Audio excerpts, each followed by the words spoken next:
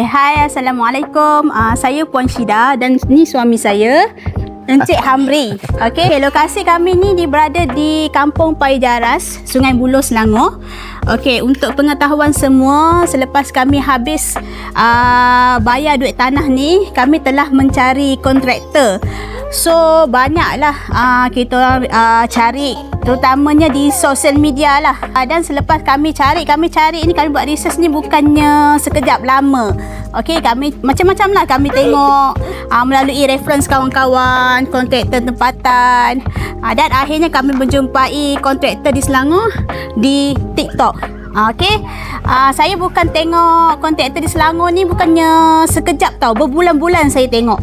Saya tengok review orang ramai, review paling penting lah.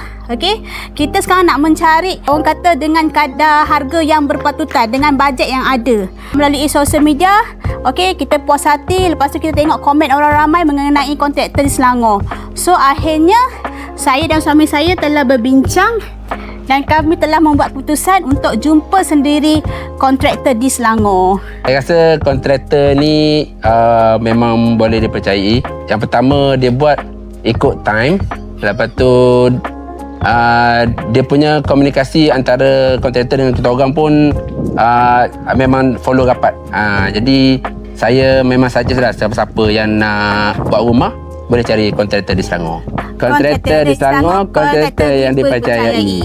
Sahabat anda